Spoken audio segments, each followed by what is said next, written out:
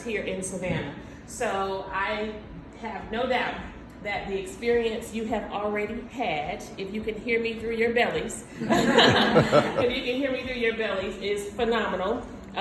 Congratulations to the partnership with Southern Palate. They always have an amazing presentation, and the cuisine is just delightful. I have had a lot of red rice in my day in Savannah, and that was the absolute best I have had.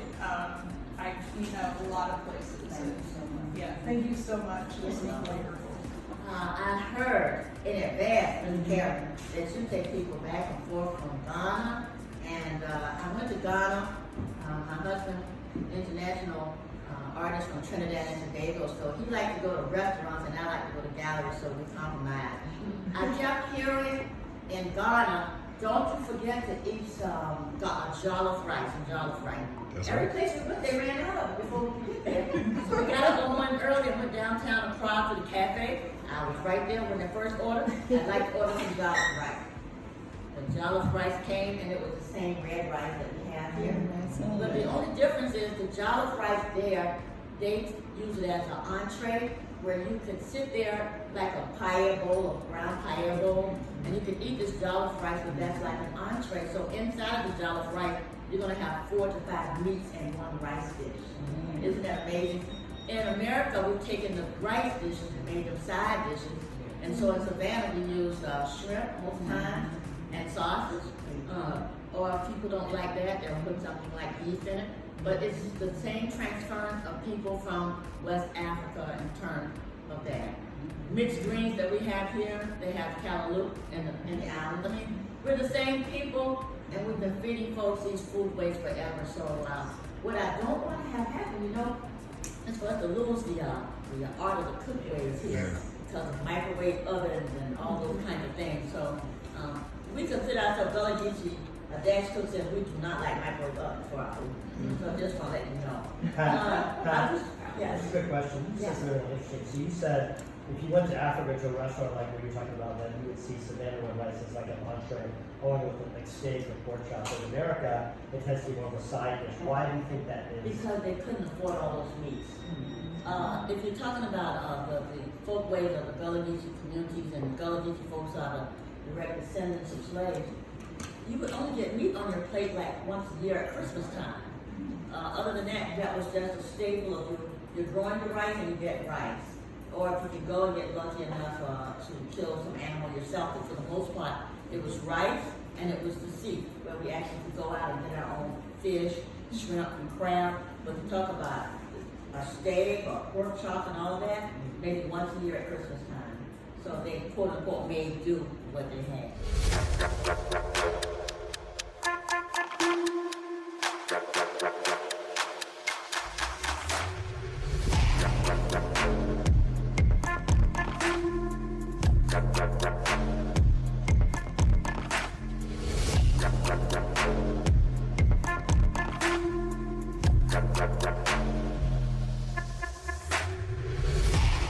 What's happening, everybody? I am here in Savannah, Georgia, and met this young lady right here at Sistah Patt's Red Rice Convention. Now, that's what we should call it, though. That's what we should call yes. it. But I'm here talking to Tasha, and you are actually someone who's well versed in food and cuisine here in Savannah. And did I say that the right way? You did. Yeah. So tell us a little bit about your story, how you ended up in Savannah. And we're here just walking down the street. I don't know what street this is, but Savannah's We're one of those. on East Gwinnett and something, Harmon. East Gwinnett. And so tell me your story and how you ended up getting involved in food here in Savannah, because you're not originally from Savannah. I'm not. So I'm originally from Jamaica. I grew up in a really small kind of fishing community in Jamaica, a rural community.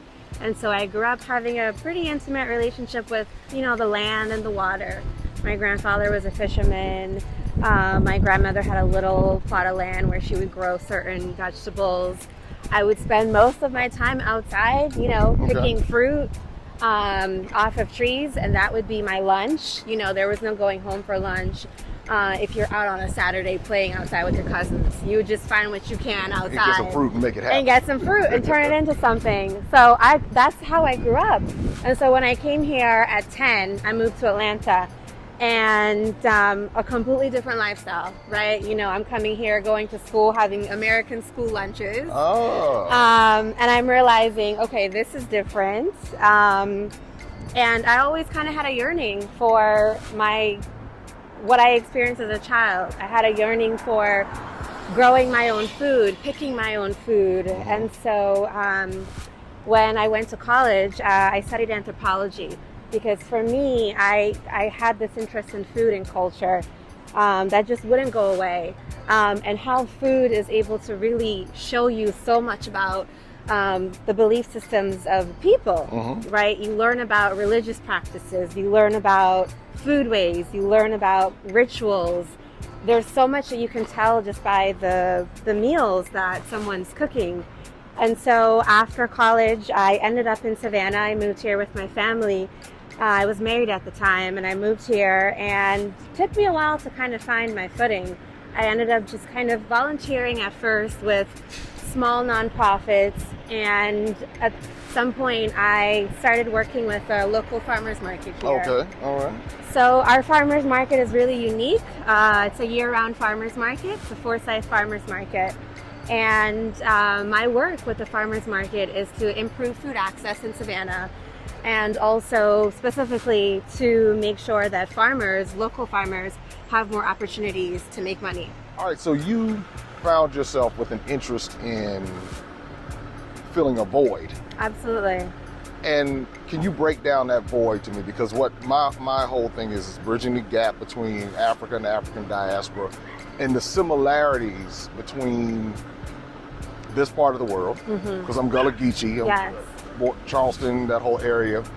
But what you did was you saw a void in local farmers. Absolutely. So break that down for me as far as local farmers. So Savannah is blessed, and we have you're able to grow here year round. So our farmers pretty much are able to grow something year round in the ground, which is amazing. That sounds like West Africa. Exactly. So there we go, right? And so even at our farmers market at Forsyth, you know, it's predominantly white. We have predominantly white farmers. Okay. And we know there's a reason for that. So historically, of course, black land was stolen. Black farmers didn't get as much funding. You know, USDA provides grants for farmers when it comes to things like floods or crop insurance, and black farmers were always denied these same opportunities. And so often they would have to abandon their land because they weren't able to make money from being a farmer. And so we have a historically black community who are no longer landowners, and if they are, they can't make a living as farmers. And so we have a community, Gullah Geechee people here, who have been growing, right? I mean, growing has always been a part of Gullah Geechee foodways. Everyone had a little garden, even if they weren't a farmer. Right. But not being able to make a living from it. And so they're excluded from spaces like farmers markets because they've never been allowed to thrive making a living being a farmer. Even though, you know, black people were the people that were here, that were growing the rice, Right. growing the sugar cane, growing the cotton, growing the indigo, growing Yes. and cooking all the food that was feeding everyone. Yes. Yet we couldn't do it for ourselves. And so at the farmers market, you know, that was immediate. We need more black farmers. And so here's the thing though, we need more black farmers, but I can go and try to find them. But if they're not making a living on their farm, they won't even be able to participate in the farmers market. So how do you solve that problem? Or how have you begun to solve that problem? So we are looking at farmers who are able to provide smaller quantities of produce. We have a mobile farm truck known as Farm Truck 912, where we're buying produce from small farmers. So this is a farmer who normally wouldn't be able to sell to restaurants, for example. A lot of the white farmers around here are able to sell to some of these bougie restaurants. So basically have a network and a Exactly, system in and a place system- that ensures their economic Success. Yes. And we don't have that. And so we are buying from these small farmers and whatever they have available. So they have tomatoes, right? You know, they have tomatoes early in the summer, we'll buy your tomatoes. So a restaurant isn't really going to be interested in those kind of opportunities because they're not going to be able to grow the quantities that they need for the restaurant. Honestly, they're just not interested in building relationships with Black farmers. Like just And you know, that's really interesting because that's very similar to what happens in different parts of West Africa, depending Really? on who gets in the network. And now because they're predominantly Black farmers or Of course. African farmers, but the rate that they're paid Yes. is so low. So there's a level of exploitation Of course. that's happening on a global level. Sure. Yeah. And so when you talk about the exclusion or excluding someone from the economic opportunities, I guess the similarity is that the farmers are paid just enough. Just enough to survive. Just enough to survive. Yeah, you know, and we see that, like you're saying, we see it throughout the world, really. Farm work, working with the land has historically always been considered manual labor. Yes. You know, it's not labor that's respected, and it's usually done by people of a certain socioeconomic status. And historically, these are marginalized people. These are Black people. These are brown people. Yes. And they work the land that feeds everyone and provides for everything, and yet they barely make a living. And So- that happens here in Savannah as well. How has the response been since you've taken this on? Because this sounds like it's a labor of love, but then also I'm sure there has to be more to it, more involved with it. Absolutely. I mean, there are already great organizations that are doing this kind of work. SAFON, for example. Okay. And there have been larger movements connected to getting Black farmers money from the USDA to kind of make up for the lack of funding that they've received historically. And there are great organizations that are doing that work. Locally here, what we're trying to do is, again, buy from these small Black farmers, and we bring their produce directly into communities on this mobile farm truck 912. We also started a program that I'm overseeing right now called Farm Truck Boutique, where we are supporting local food entrepreneurs. Like we've stepped into the jungle. We're in the jungle. The Savannah jungle. We are, so I have a bi-monthly pop-up where I am inviting food entrepreneurs to our farmers market space, which is in the middle of Forsyth Park, which is historically a very busy kind of touristy area. So we're Okay. getting a lot of foot traffic.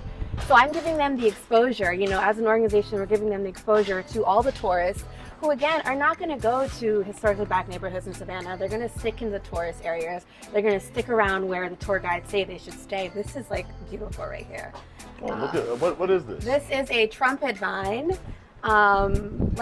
This is really like the jungle right now. Right? Yeah. This is a trumpet vine. You should check out some of my videos. I was just in the jungle in Really? Ghana. Oh my gosh, this is stunning. This is the trumpet vine. Yeah, So the orange is the trumpet. that's a trumpet vine. Yeah. Oh, look at that, everybody. Look at that. Yeah. Look at that. That's the trumpet vine, Savannah, Georgia. See, you said that you were into, I guess you went to school to learn about. Yeah, so I'm also an herbalist. So I forage a lot of plants that I use in my personal practice. We have some limes. You know, in Jamaica, we don't use limes as much, the fruit as much, as we use the leaves. So the fruit, I mean, we use it to like season things, but the leaves, we would pick the leaves and we'd make a tea from it. It's great for if you're experiencing insomnia, it helps you to go to sleep. It's a little bit more peaceful. It's great for any kind of stomach-related issues like cramps. Okay. So this is probably more of a grapefruit, like a dwarf grapefruit tree, not a lime tree. Oh, okay, it's a dwarf grape. 'Cause I was looking at. There's one right there, right? Yeah, but There we you go. would you'd use citrus leaves very similarly. You could make a tea from it. Okay. And so you say you're an herbalist also. I'm an herbalist as well, yes. And so that's kind of where I see the similarities a lot with Jamaican culture and Gullah Geechee culture, is in our food ways. So, you know, in Jamaica, we don't call people herbalists. It just is. It's just who you are. It's a part of the culture. Exactly. And so it took me a long time to be able to even call myself that, because no one would call me that in Jamaica. So she's a Tasha the herbalist. No one would ever call me that in Jamaica. I would be a bushwoman. Ah. I'd be a bushwoman, or I would just be a person. Like, Okay, because it's just a part of your culture. Food and medicine and healing is woven into the food that you eat every day. Interesting. And this is a recurring theme that I'm seeing across the oceans Of course. when you talk about the foods.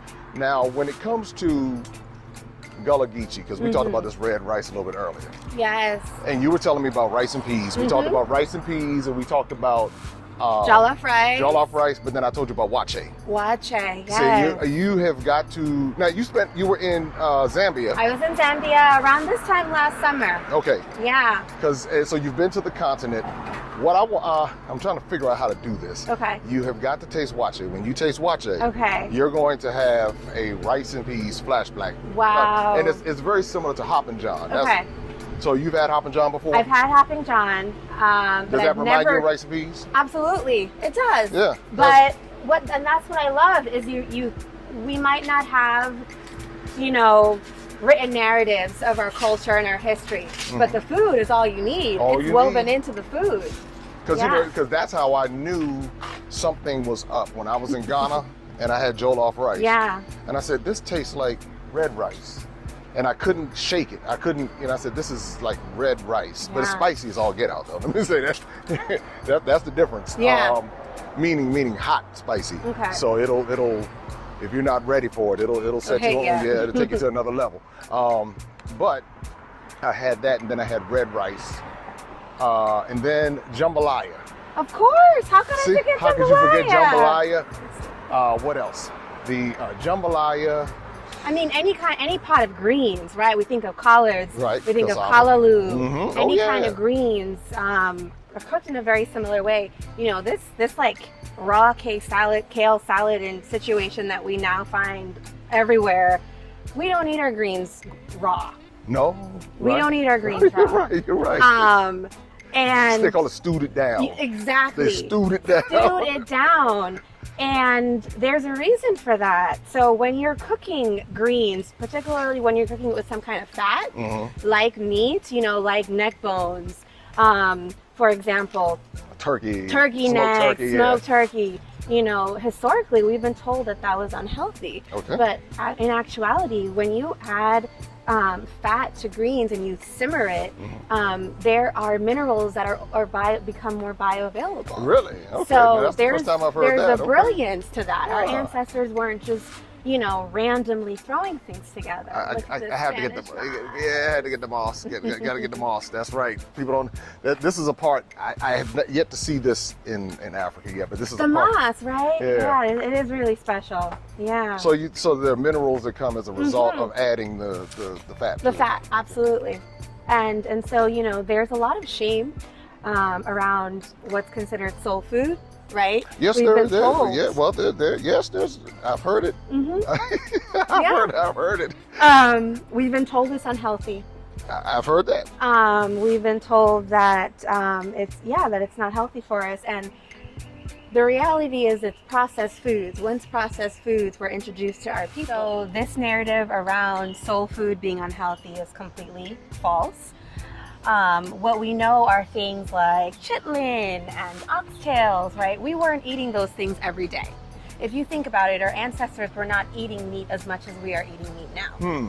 And so adding those things into our diets and then in addition to processed foods like, using canned yams, which are already loaded in sugar and salt, as opposed to making our own yams. The yams meaning sweet potatoes. Sweet potatoes, thank you. We had that conversation earlier. Yams versus sweet potatoes. So you're talking about sweet potatoes. Yes. So those are the things that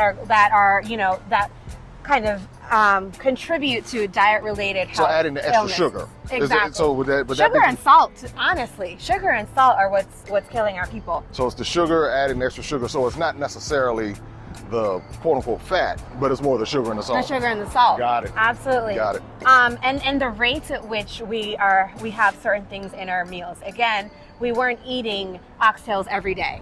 We weren't eating beef every day. If you think about it, there were rituals surrounding eating meat, and I'm sure you understand that, having been in Africa. It's not an everyday thing. Right, and it's definitely even the quality of the foods. There we go. Yeah. So you have the organic, you have the free range, so you don't have the antibiotics and the steroids and everything else that's being pumped into. That's making a huge difference too. So that's a very interesting perspective because again, we don't. I guess, have these types of conversations because we'll label it and say, don't do this, don't do that, and just say, but without considering the additives, Exactly. the GMOs that are involved. Exactly. Yeah. And so I really want to be able to shift that narrative. Okay. There is so much shame around even being Southern. So it's, I'm from Jamaica, and so it's not something I identify with, but I know what it's like to be from a poor rural community in Jamaica and telling someone from the city in Kingston, that's where I'm from. They automatically think certain things about me. So there's stereotypes that come, Of cultural course. stereotypes, just like Savannah course. and the rest of the world, and Yeah. New York, Savannah. Somebody in New York might look at Savannah one way, or someone in Savannah might look at someone in New York a particular way. Exactly. And I think we're losing a lot of our culture that way, is because a lot of folks, we don't think of Savannah as a Black mecca. We don't think of Charleston Not as at where all. we're going for Black experiences. Let's talk about that. Yeah.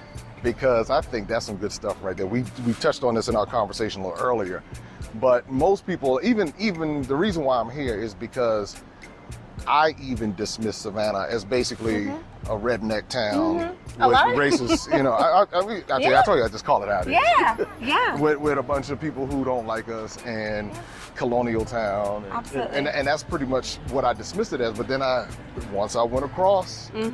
And I saw the similarities. I was like, I need to come back here and learn some things. So what are some aspects, or do you think, when you said Black Mecca, how is Savannah a Black Mecca? We're in the dirty South. We we are in the We are in, I don't even know where to start. palmetto trees and, thank you. So let's see. I mean, there's so much history. All right. So Juneteenth just passed, right? The couple blocks this way, there is the building where the proclamation that was written, that we get that phrase of 40 acres and a mule. Yes. That whole phrase, the conversations that happened that led to that order being signed, where General Sherman basically said, when we free the enslaved people, we are going to give you 40 acres and a mule. That happened in Savannah. That happened here in Savannah, a few blocks over this way. There's a marker there that commemorates the event. And the person who actually asked for land specifically was a Black preacher. He was in conversation with General Sherman's men, and it was a gathering of, I believe, either 20 to 40 Black preachers from the area, and they said, what do you all need for economic freedom for Black community after you all are free? And he said, we need land. Right. If we don't have land, we don't have can't anything. farm, and we don't have anything. Because that's what this whole land was about, them Exactly. coming to get land. Exactly. And- And that conversation happened here in Savannah.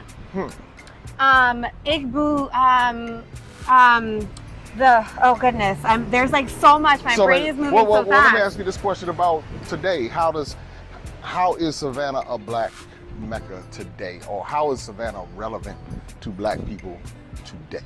I don't think it is. So I don't think Savannah is relevant to Black people today because the history is being erased.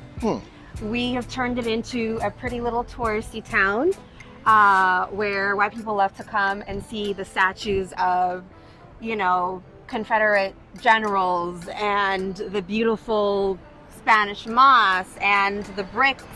We were talking about this earlier. Who made the bricks? Right. Who Who made all these buildings? Black people did. Yeah. But when you go on the history tours that most of these tourists are getting, they're led by, first of all, they're not even led by people from Savannah. Break it on down, my sister. Then Break it on down. most of them are white, and so they're getting a very whitewashed version of history.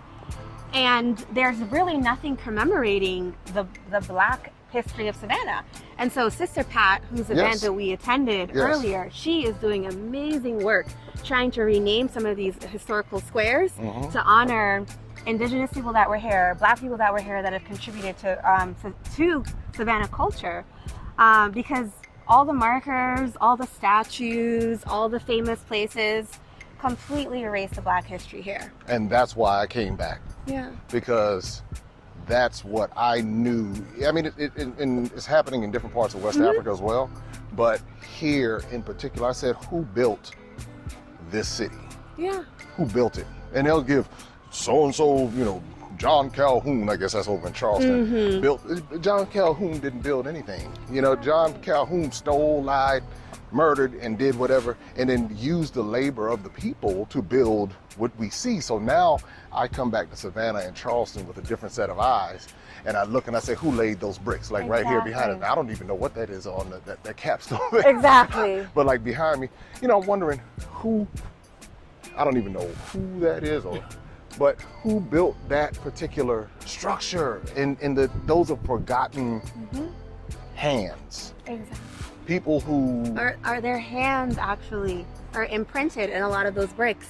You can see finger really marks. Because they were built by hand before the process was industrialized. The bricks were built by hand. So you see their hands in the actual clay. In the clay, in the bricks. Sistah Patt will show you. Okay. So see, that's why, and so this is why this is important, everybody. You know, sometimes when you're dealing in a society that teaches you through colonized history books, or teaches you through history books that leave out vital information like this, you begin to walk away celebrating people who should not be celebrated.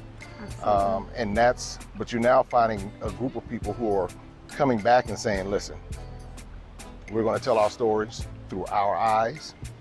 And there are people who are interested of all ethnicities who do care. You know, there are a whole lot of white people who care about preserving the truth about what happened, but we also have to have more people who are of African descent, or whichever culture you come from, preserving your own history and culture. But for what I recognize, it's important for me to come back and share these stories from this side of the Atlantic as well, and then meet people like Tasha, who's here doing tremendous work. Wherever I go in the world, I'm always meeting new people, and I'm always fascinated by it because there's so many perspectives to learn from. And so I would have never known that there would be someone who would care about Black farmers in Savannah and recognizing their plight and what they go through. So what's next for you in your journey? What's the next part of this story? Wow, that's an exciting question, honestly.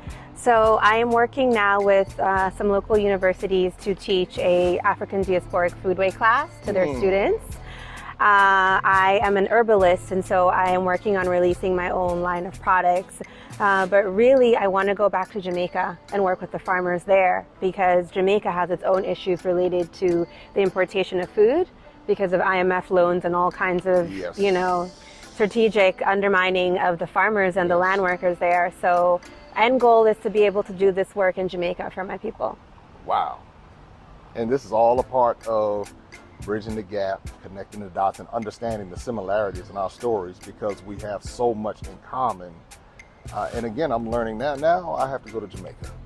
Absolutely. See, I've been to Jamaica. I'll be your tour guide. There you go. I've been to Jamaica, but I only went to the tourist spots. Ocho Rio. Yeah. And I have not been to the places where I need to see the indigenous population and see the people. You know, that's what I love about doing what I do, is because I have an opportunity to see and meet the people. So cool. So well, I think this conversation is a conversation that we needed to have today. Absolutely. I thank you for being so willing to do. I mean, spur of the moment. I mean, spur of the moment. We just met. I mean, just like literally, I said, look, I have my studio in my backpack. Let's knock this out. Yeah. And I think the light that you shed on what's happening here in Savannah will also encourage others to support Black farmers. Perhaps there'll be some restaurants that are willing to support the Black farmers. Yeah. And then, and I think there are probably farmers who are dealing with this in other parts of the country too. Absolutely. So, yeah. So cool. So, how can people find you? I am on Instagram at Wandering Empress. That's WANDERING Empress, Wandering Empress.